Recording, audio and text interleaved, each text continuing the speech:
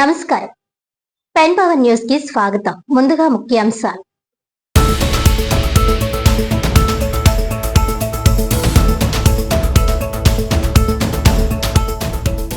GK group ఆధ్వర్యంలో నడకుదురులో గ్రోస్ మోట్ 2026 టెక్నికల్ సెమినార్.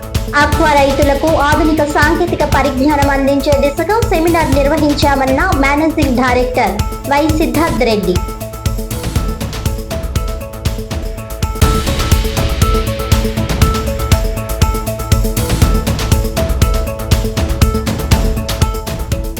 విద్యాదాత మల్లాడి సత్యలింగ నాయకర్ ఆశయాలకు అనుగుణంగా కూటమి ప్రభుత్వంలో ఎంఎస్ఎన్ఆర్టీస్ అభివృద్ధికి చర్యలు. ఎంఎస్ఎన్ఆర్టీస్ పర్యటనలో city MLA Vanamadi Kondababu.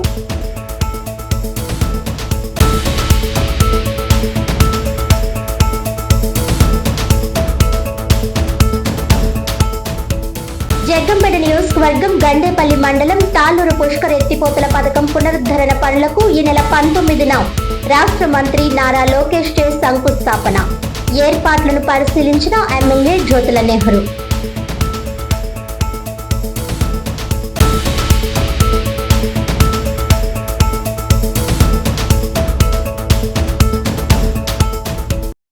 Details చూస్తే జగ్గంపేట నియోజకవర్గం గండేపల్లి మండలం తాళ్లూరు పుష్కర్ ఎత్తిపోతల పథకం పునరుద్ధరణ పనులకు ఈ నెల 19న రాష్ట్ర మానవ వనరులు, ఐటీ, ఎలక్ట్రానిక్స్ శాఖ మంత్రి నారా లోకేష్ చేతుల మీదుగా శంకుస్థాపన చేయనున్నట్లు ఎమ్మెల్యే జ్యోతుల నెహ్రూ తెలిపారు.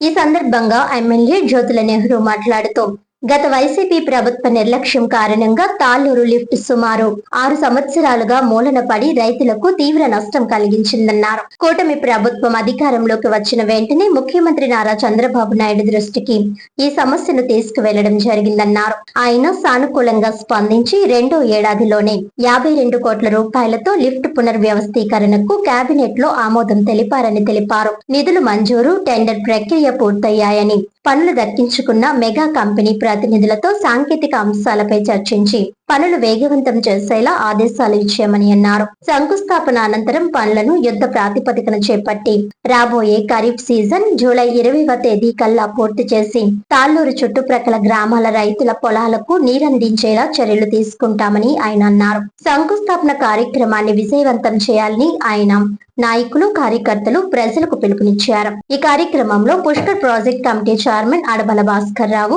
వివిధ కార్పొరేషన్ డైరెక్టర్లు పోతుల మోహన్ రావు, కొత్తకొండబాబు, జీనుమణి బాబు, కందుల చిట్టిబాబు, జాస్తి వసంత్, రేఖాబులి రాజు, ఉప్పలపాటి బుల్లెబ్బు, ఎర్రంశెట్టి బాబ్జీ, బస్వచ్చిన బాబు, ఇరిగేషన్ అధికారులు, కూటమి నాయకులు పాల్గొన్నారు.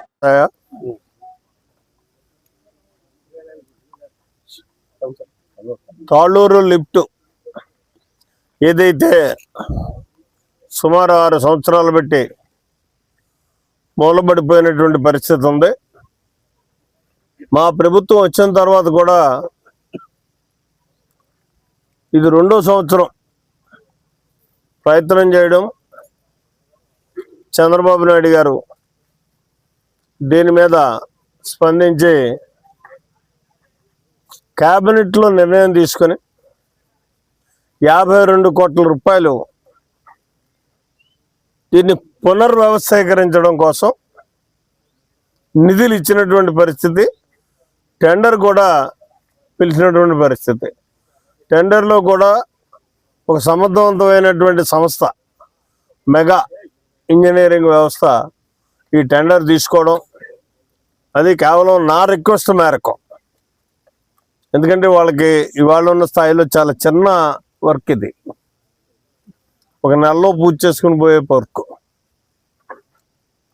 అయినా తప్పదు, నాకు ఇది చేసి పెట్టాలి మీరు అని చెప్పి మరి కృష్ణారెడ్డి గారిని నేను రిక్వెస్ట్ చేయడం, ఆయన టెండర్ వేయడం, ఆయనకే రావడం, వర్క్ కూడా మొదలెట్టినటువంటి పరిస్థితి ఉంది. అయితే దీన్ని మన యువ నాయకుడు లోకేష్ బాబు రేపు 19వ తారీఖున ఇక్కడ శంకుస్థాపన చేయడం జరుగుతుంది. ఆ రోజు నుంచి పని ప్రారంభించడం, అంటే ఈ లోపల తుప్పలు కొట్టడం, పైపులు పీకడం ఇవన్నీ చేస్తున్నారు. అక్కడ వాళ్ళ ఫ్యాక్టరీలో పైపులు, స్టీల్ పైప్స్ కూడా తయారవుతున్నటువంటి పరిస్థితి ఆల్మోస్ట్ అన్నీ అయిపోయినాయి. 2 రోజుల్లో అవి కూడా ఇక్కడికి లిఫ్ట్ చేయడం జరుగుతుంది హైదరాబాద్ నుంచి. అయితే లోకేష్ బాబు వచ్చి శంకుస్థాపన చేసిన దగ్గర నుంచి ఈ పని స్పీడ్గా మొదలవుతుంది. మొదలవడం కాకుండా ఎట్టి పరిస్థితుల్లో కూడా ఈ ఖరీఫ్ సీజన్కి జూలై 20వ తారీఖు దాటకుండా నీరు పారించడం జరుగుతుంది. ఏదో ఈ మధ్యన కొంతమంది వచ్చి అవగాహన లేమితో మాట్లాడుతున్నటువంటి పరిస్థితులు కనిపిస్తున్నాయి. ఇక్కడ వచ్చి ఒక 50 పొక్కులను పనిచేయాలి,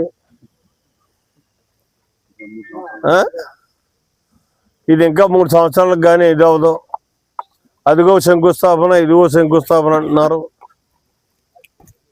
పని అసలు పైపులే మొదలెట్టలేదు అని చెప్పి చెప్పడమే కాకుండా ఇదేదో డిపార్ట్మెంటల్ లోపం కానీ నా లోపం కానీ కూడా ఒక ఆరోపణ చేసినటువంటి పరిస్థితి ఉంది. ఎవడైనా మంచి జరిగేటప్పుడు దాన్ని ప్రోత్సహించాల్సినటువంటి అవసరం ఉంటుంది. ప్రోత్సహిస్తే ఆ ప్రోత్సాహంతో పనిచేసే వాళ్ళు ఇంకా ముందుకు వెళ్ళి పనిచేసేటటువంటి పరిస్థితి ఉంటుంది. అలాగే Gandepalli port of Gandepalli, port of Mallepally ఎగువ భాగంలో ఉన్నటువంటి భూములకి అన్నిటికీ కూడా సింగరంపాలెం పాపం గోలాడుతున్నాడు. ఎగువ భాగంలో ఉన్నటువంటి భూములన్నిటికీ కూడా టైలెంట్గా దానికి కూడా నీరు వెళ్ళడం తగ్గుతుంది. సుమారు అవి కూడా ఒక 4,000 ఎకరం దాకా వస్తుంది. ఆ 4,000 ఎకరానికి కూడా ఈ పనిచేసే పైపులను అన్నింటినీ ఉపయోగించి, అంటే ఇక్కడ పనిచేయింది అక్కడ ఎలా పనిచేస్తుందని కూడా ప్రశ్నించవచ్చు మహా తెలివితేటలు వాళ్ళే. కానీ అయితే అది కేవలం 20 feet హెడ్ ఉంటుంది. అంటే 20 feet హెడ్ ఉన్నప్పుడు ఈ పైప్స్ 70% పనిచేస్తాయి. అలాగే మోటార్లు కూడా ఉన్నాయి మా దగ్గర, వాటికి సెక్షన్ పైపులు ఉన్నాయి, అన్నీ ఉన్నాయి. ఇవన్నీ గతంలో మామిడాళ్ళ లిఫ్ట్కి ఉపయోగించిన అన్నిటినీ జాగ్రత్త చేసి పెట్టినటువంటి పరిస్థితి ఉంది. వాటన్నిటినీ కూడా ఇక్కడ ఉపయోగించి ఇక్కడో 4,000 ఎకరాలు దీని మీద ప్రెజర్ తగ్గించడం జరుగుతుంది. అంటే అప్పుడు 31,000 ఎకరంలో 7,000 ఎకరం అదర్ దెన్ ప్రెజర్ ఎప్పుడైతే తగ్గిందో సక్రమంగా ఈ ఉన్నటువంటి బ్యాలెన్స్ 24,000 ఎకరాలకి కూడా ఈజీగా నీరు ఇవ్వడానికి అవకాశం ఉంటుంది. మంచి బిగ్ కంపెనీ, మంచి ఇంజనీరింగ్ వ్యవస్థ ఇక్కడ పనిచేయడానికి సిద్ధంగా ఉన్నారు. వాళ్ళతో మనం వచ్చి చూడాలి, విమర్శలుగా చేయడం, చూసి ఏదైనా తప్పు జరుగుతుంటే ఈ తప్పు జరుగుతుంది దీనివల్ల సరిదిద్దండి అని చెప్పానండి, తప్పలేదు. అంతేగాని వాళ్ళ అలసత్వం వల్ల ఇది అవ్వలేదు, వీళ్ళ అలసత్వం వల్ల అది అవ్వలేదు, అది అవడం ఏంటి? ఇవాళ ఉన్నటువంటి ఆర్థిక పరిస్థితుల్లో ఒక్క నియోజకవర్గానికి ఒక ఇరిగేషన్ ప్రాజెక్టుల మీద 200 కోట్ల రూపాయలు తెచ్చినటువంటి 175 ఇంక్లూడింగ్ చంద్రబాబు నాయుడు గారి కాన్స్టిట్యున్సీ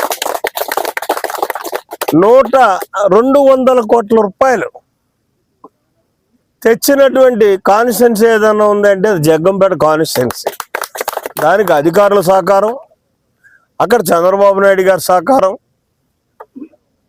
పట్టు వదలకుండా నా ప్రయత్నం, ఈ 3 కలిసి వీటిని సాధించుకోగలిగాం. దీన్ని వేళ మనం మొదలు పెట్టుకుని ముందుకెళ్తున్నాం. తొందరలోనే ఆ 130 కోట్ల రూపాయలది ఏదైతే ప్రాజెక్ట్ ఉందో 140 కోట్లు మల్లవరం ఎత్తిపోతల పథకాన్ని కూడా పనులు ప్రారంభించడం జరుగుతాయి. ఓకే.